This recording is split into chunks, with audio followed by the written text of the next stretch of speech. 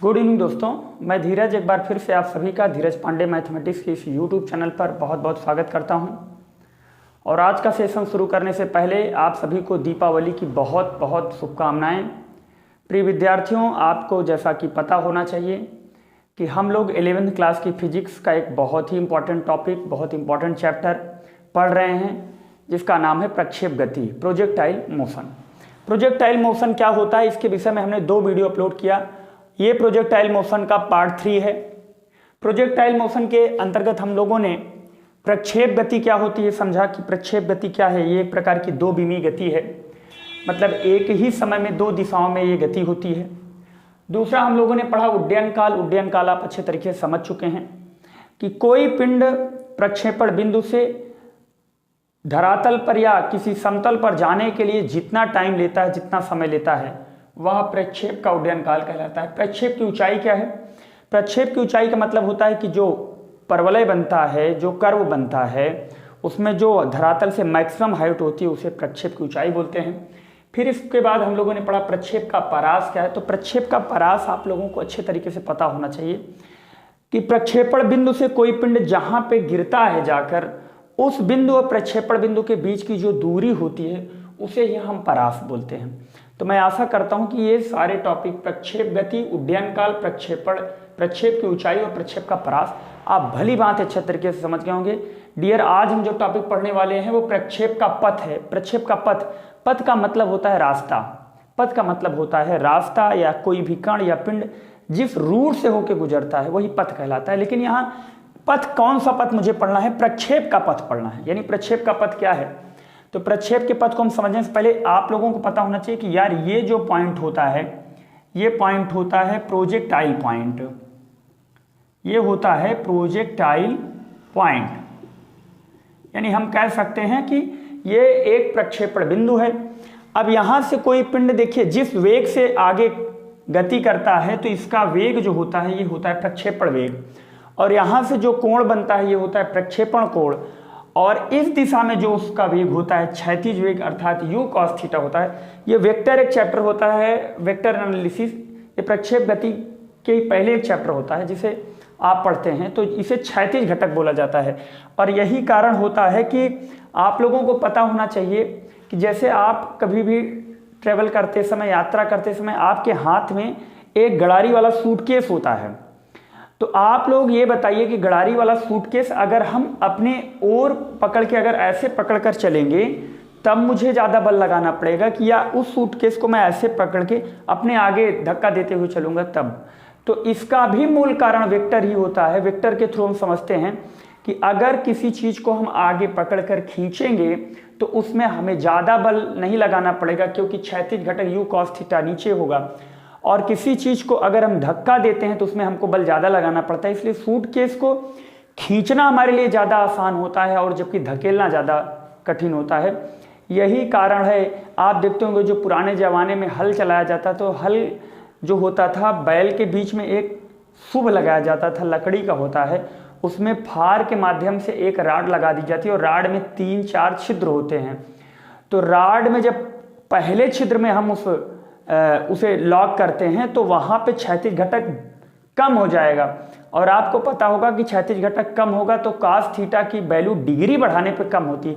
तो उस तरीके में बल बैलों पर ज़्यादा लगे, इसलिए वो लोग प्राय बताते हुए कि जब अपना वो खेत जोतता है तो वो अगला पहले पॉइंट पर लगाएगा और जब दूसरे का जोतेगा तो लास्ट वाले पॉइंट पर लगा देगा। उससे क्या होगा कि उसका u cos थीटा बढ़ जाएगा और cos थीटा का मान बढ़ने पर हमेशा बल कम लगेगा और cos थीटा का मान घटने पर बल ज़्यादा लगेगा, क्योंकि put the degree increment of the degree cos theta then value of decrement, मतलब अगर मैं डिग्री बढ़ाऊंगा तो वैल्यू जो होगी वो आपकी क्या होगी? कम होगी, और डिग्री घटाएंगे तो वैल्यू बढ़ेगी। तो cos थीटा का ग्राफ इसलिए स्लोप जो इसका होता है पहले घटता है फिर बढ़ता है, घटता है फिर बढ़ता है। तो जैसे जैसे मैं डिग्री बढ़ाऊंगा वैसे वैसे cos थीटा की वैल्यू घटेगी। तो इस चीज को बोला जाता है क्षैतिज घटक और इस चीज को बोला जाता है ऊर्ध्व घटक। अब यहाँ पे चूंकि वेग पढ़ रहे हैं, वेलोसिटी पढ़ रहे हैं, तो ये क्षैतिज वेग हो जाएगा, ये ऊर्ध्वाधर वेग। फर्स्ट ऑफ ऑल हम समझेंगे कि ट्रेजेक्टरी क्या होता है, प्रक्षेप का पथ क्या होता है। तो प्रक्षेप का पथ मेरे प्यारे भाई, ये जो प्रोजेक्टाइल पॉइंट होता है यहाँ से जो ये रास्ता है, इसी रास्ते को हम लोग बोलते हैं प्रक्षेप का पथ। अब प्रक्षेप का पथ हमें समझने के लिए सबसे पहले मैं इसका डेराइव्ड फॉर्म करूंगा और इस पे आज एक बेहतरीन न्यूमेरिकल भी हम लोग करेंगे।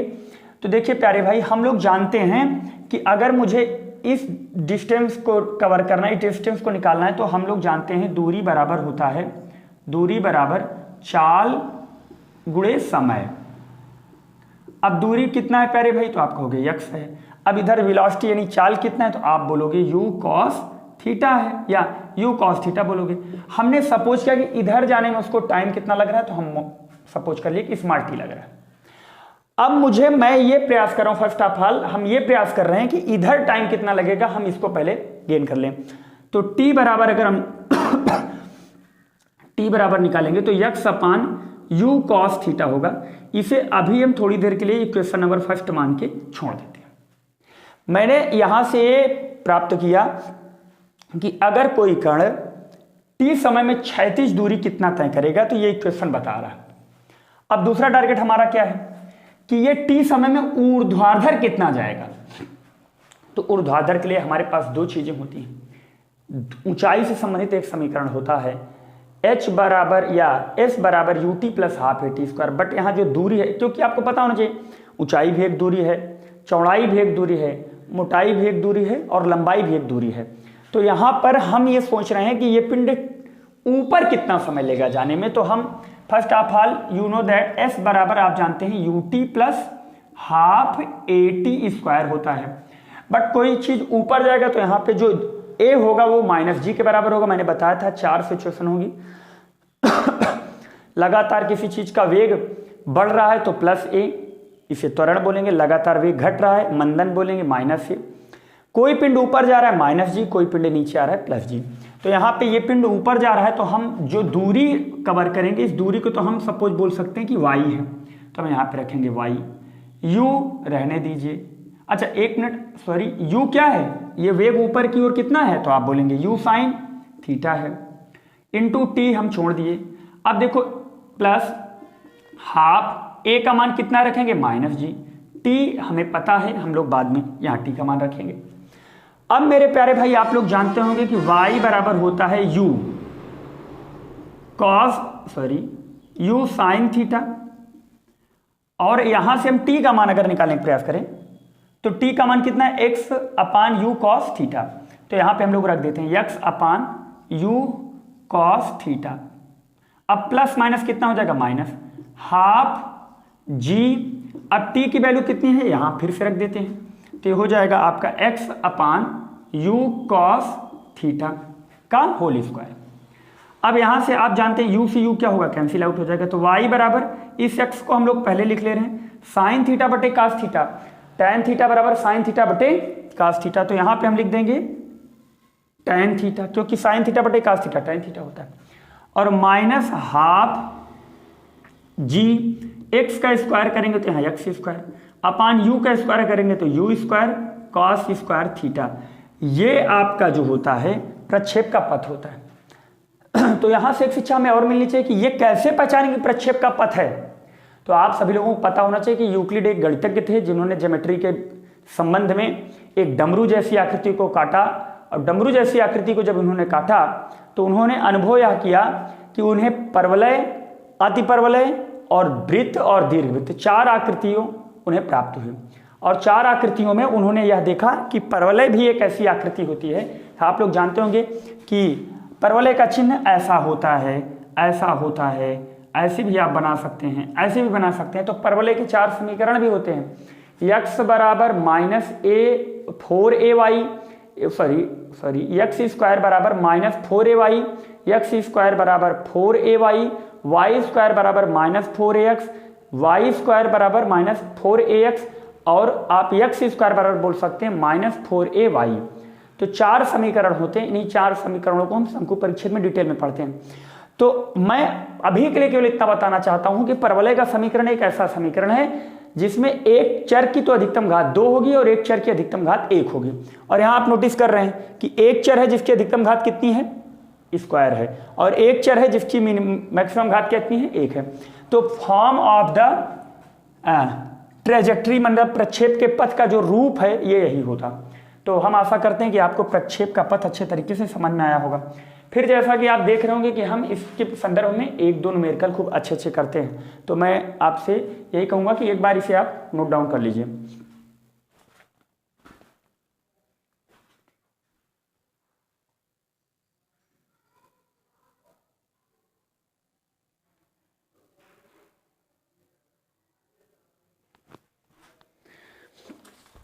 मैं आशा करता हूं कि आप इसे नोट कर चुके होंगे।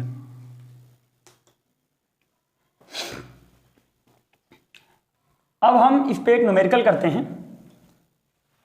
और वो न्यूमेरिकल आपकी स्क्रीन पे दिख भी रहा होगा। न्यूमेरिकल कुछ इस प्रकार है कि एक ऊर्ध्वाधर दीवार से 15 मीटर दूरी पर स्थित एक बिंदु से 45 अंश कोण पर एक गेंद को 45 अंश के कोण पर फेंका जाता है। तो मेरे प्यारे भाइयों, हम लोग कुछ ऐसा करते हैं कि ये एक बिंदु है और ये जहां पे मुझे यहां पे हमने एक परवलय बनाया, सपोज एक परवलय का रूप बनाया, और यहां पर एक दीवार है। ये दीवार को हम ऐसे समझ रहे हैं कि एक दीवार है और ये दीवार इस बिंदु से कितनी दूरी पर है, तो हम कहेंगे 15 मीटर दूरी पर है। और वो व्यक्ति यहां से बॉल को फेंका, ये बॉल इस रास्ते से होती हुई ये बॉल जाके यहां गिरी, तो हम इस बिंदु को O मानते हैं और इस बिंदु को M मानते हैं। अब क्वेश्चन आगे पढ़ो। 15 मीटर दूरी पर स्थित एक बिंदु से एक गेंद 45 अंश के कोण पर फेंकी जाती है। तो देखो यहां से जो आपका प्रक्षेपण कोण है थीटा, वो कितना है, आप कहेंगे 45 अंश है। फिर क्वेश्चन में बोला जा रहा है कि यह गेंद दीवार के ऊपर से निकलकर, ये दीवार के ऊपर से निकलकर दीवार के पीछे 5 मीटर की दूरी पे जाकर गिरती है। तो भाई यहां से यहां तक जो दूरी हम लोगों ने देखा 15 मीटर था, अब यहां से यहां तक दूरी कितनी हो गई, तो आप कहेंगे 5 मीटर। तो बोला गया है कि पृथ्वी से गेंद टकराती है तो दीवार की ऊंचाई बताइए। देखिए बहुत अच्छा क्वेश्चन है, मतलब मुझसे ये पूछ रहा है कि ये जो दीवार है इसकी ऊंचाई बताना है। तो पहले फिर से क्वेश्चन समझो कि कोई बच्चा है, वो थोड़ी दूरी पर एक दीवार है, उस दीवार से 15 मीटर दूर है और एक गेंद को उस दीवार के ऊपर से फेंका और वो गेंद दीवार के ऊपरी हिस्से से होती हुई दीवार के जस्ट पीछे 5 मीटर की दूरी पे गिरी।